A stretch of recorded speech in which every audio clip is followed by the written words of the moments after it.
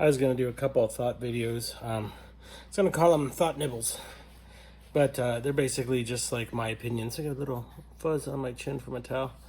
I just took a shower, so I'm not stinky, so that's a plus. You know, life is better when you're not stinky. So on this thought nibble, I this week I got bombarded with videos on Mount Everest and climbing these peaks and stuff.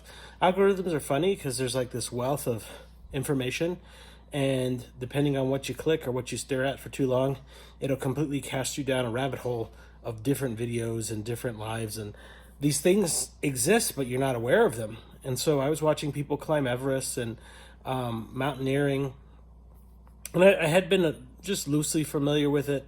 I don't proclaim to be an expert at all. I mean, all I've done is hike, and I've never been in like these intense, like kill you type mountains. So in these videos, people want to summit Everest because it's the highest peak. And I found that a little bit fascinating and even a little weird, because the way that they present their idea is as if, you know, the mountain doesn't exist and that they could just somehow tame it. And if by somehow standing, like figuratively and or literally being relatively the highest in person on the planet, that somehow elevated them, which I found super fascinating and kind of toxic. I shouldn't say kind of, it's toxic psychology. I understand with goals that people want to achieve things and they want to do things, that inner drive to push them forward. But standing on top of the world doesn't place you on top, because what people really want is the sense of achievement and value. And certainly your peers may think that you're valuable because you achieved something, but it's an illusion. And there's an expression that's called a means to an end. And it's where, and there's another one called the bottom line. And when someone's minded that way, they miss the entire journey. And so their life becomes about this one moment and they throw everything else out. The problem is that when you miss the journey, you end up compartmentalizing life, and the only thing that matters is that one singular moment where it's like a dominance thing, where you're domineering people and you're just pushing yourself up like a flag, lifting yourself up. And it's to try to say that you're better than people. And reality, we're not. I mean, we have different stations. I mean, like, maybe someone climbs Everest, maybe someone doesn't. You're not achieving anything ultra mega special by doing it. I mean, you still are trapped within you and all your insecurities and all your doubts. And a lot of times there's like a false narrative, because like it gives you a sense that you accomplished something, but you didn't. And so what I mean by this is, you know, I'm not trying to diminish climbing a mountain and the hardships that people go through, because it's kind of cool. But when you forget about everything else, like the compassion of people around you, the process and the relationships and the meaning of actually the journey, then arriving at the destination doesn't mean so much. And so what people who conquered these mountains kept on doing, and it was almost 100% guarantee for a fatality, is that they would up the ante. They saw that other people were able to do what they did because people were able to climb Everest. And if it wasn't possible for a human being to do, then human beings would just die, right? No one would be able to do it. And there's a part of that mountain that's called the death zone. And this is basically where the mountain is killing you. And to survive the death zone, there's a couple things that people need. One of them is actually conditioning and preparation. And that's even for the mountain itself, because the whole mountain is a place that's inhospitable to life. And so it wants to hurt you. I shouldn't say it like it has a desire. It's just like people are not meant to exist up there. Organisms are not meant to exist up there. Everything that's alive exists at lower elevations. It's just in an area where life can't really sustain unless you're like a microorganism, like a tardigrade. And so people start to up the ante when they're going to Everest. And, you know, to make this possible, people have to have like supplementary heating, they have to have like special gear, and they have to have oxygen, because you're not able to absorb oxygen. So some people are like, I'm going to go without oxygen because that makes me more of a mountaineer. And it kind of doesn't, because that's a genetic adaptation. Like, there's certain people who can do that, and there's certain people who can't. I mean, like, it depends on what their genetics are. And so and then it's dumb because this is killing you. It's actually killing you as you're going up to this mountain and you're in the death zone. You need oxygen, otherwise you're dying more aggressively. And people act as if that death is a mental thing. You can't climb a mountain and conquer death. You're not going to be immortal because you climb a mountain. And so what I noticed is that a lot of people miss the point. Everest looks like it's like a deranged version of Yuppie Disneyland, and as does K2. And these people approaching these goals, they're very few and far removed from like I want to like test my skills as a climber, blah blah blah. No, it's literally, I need to cheat death. I need to try to find a way to forge a name of myself. I need to try to find a way to prove I'm special. And what most of them find out is that they're not. Like they push themselves to a point and they die. And so now Everest is littered with bodies. I think that if you were trying to achieve goals that, maybe like, and you wanted to like have a trial, that, maybe getting so close to death that it actually happens, it's probably not a good idea. Like the odds are not in your favor. And it's a little bit delusional and grandiose to think, oh no, you're the special one. Like, yeah, we have bodies, but no, you're Superman. And if you were, then it doesn't mean anything either. Because, like, if you have the ability to stand in front of a bullet and it bounces off of you, what type of courage, what type of legacy, what type of awesome is in that? I do think there's an existential thing where people, like, it's almost like a religious type thing where people want to be at that point of death because they're looking for an epiphany, because they feel trapped within their lives and they're at a loss for meaning. And I think situations can do that. I don't think you have to push yourself to death to get there. I think you could just visit the mountain. I think you could experience the people. And I think you probably grow more from like appreciating the cultural diverse group called the Sherpa, which is a type of Nepalese that live in the mountain, to understand them and to see what they're doing. And one of the things I noticed is that there are no Western Sherpa. Everybody who's a Sherpa, all the guides up the mountain, like 99% of them, are actually indigenous people. I mean, there's some Western guides, make no mistake about it, but the dominant majority are indigenous people that are working for pennies to go up there. And their perspective on the mountain is a little bit more healthy. They kind of see it as like this innate force, and they have like a respect to it that the Westerners and all these other people that are paying $70,000 and up to hike this mountain don't have. And so it was a really interesting thing. I mean, like, it was impressive to see the challenges of mountaineering, and I could certainly appreciate the sport of it.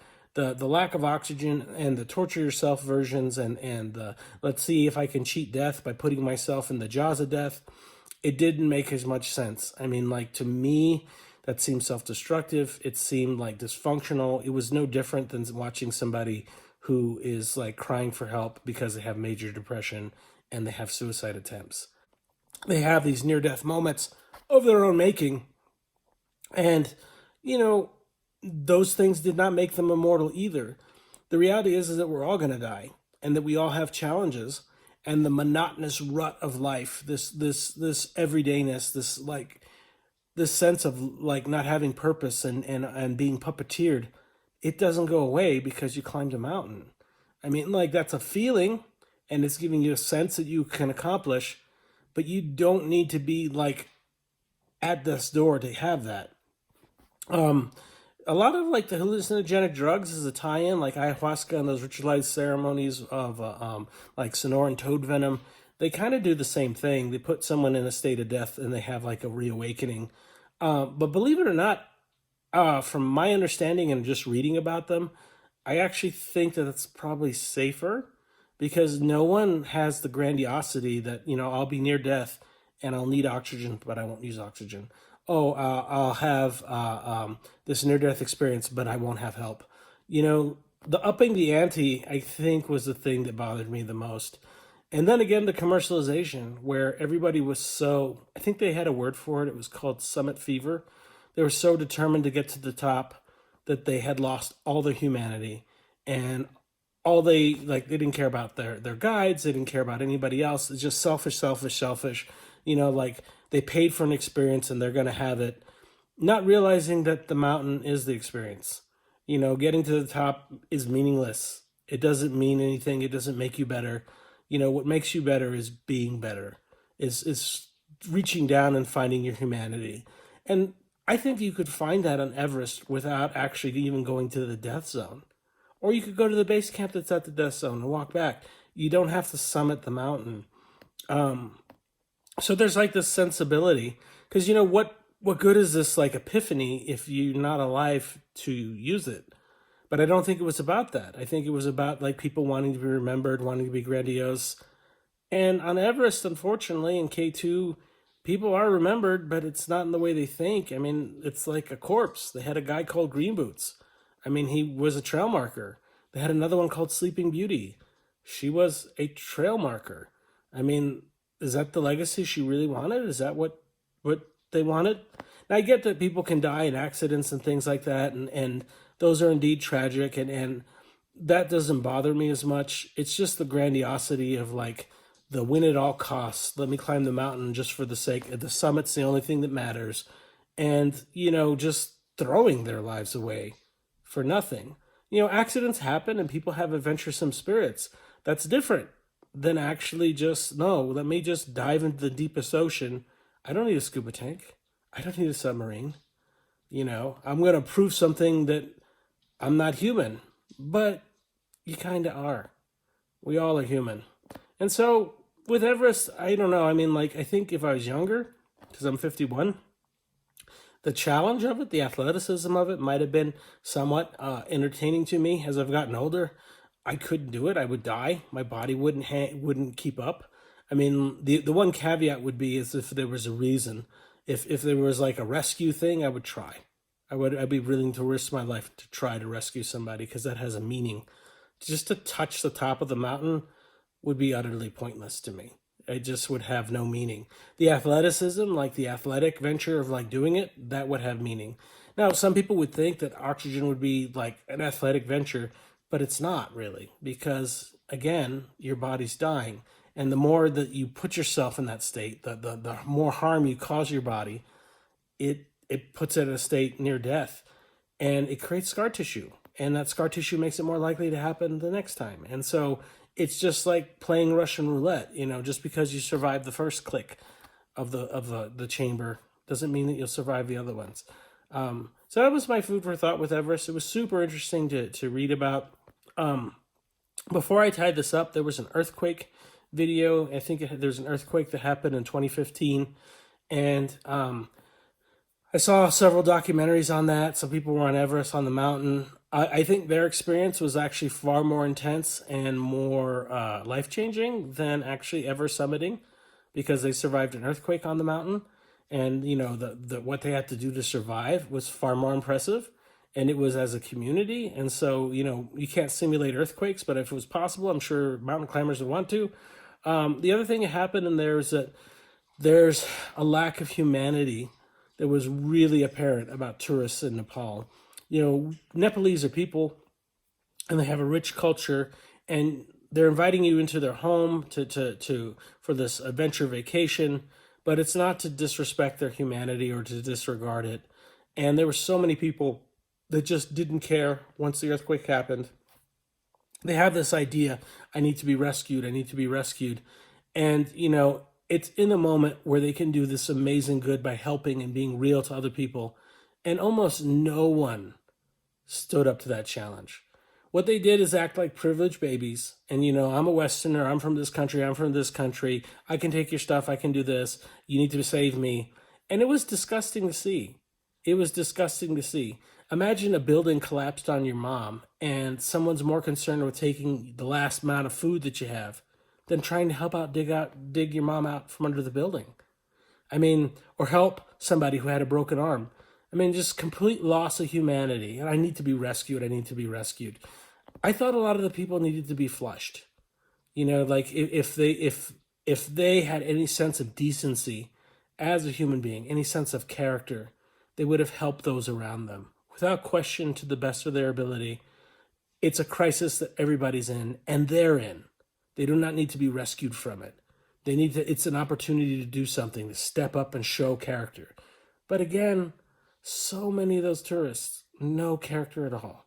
You know, they just what they want, and they're going to pay for it. And lives don't matter, people don't matter. They're stepping stones. And that's actually kind of a disgusting commentary on humanity, and in particular, humanity from the western side of the hemisphere. Europeans, Americans, even some people from the Middle East. You know, have a damn heart. You know, everything isn't about like doing something stupid, some imaginary dumbass goal that, you know, like where people's lives matter, people matter. And, you know, like even just becoming friends with somebody, I think they would have done a lot better becoming friends with a Nepalese person or Sherpa, learning about their life. It would have been a lot more meaningful. Have a laugh, have a, you know, be human. But in today's like fast food type of reality, and I dare hate to say it, like this crazy, like entitled, like perspective of you know, where people think that they're better because of where they're from, as if their blood is more red. It's too much to ask. But those are my thoughts on climbing Mount Everest, something that I will never do unless I have to.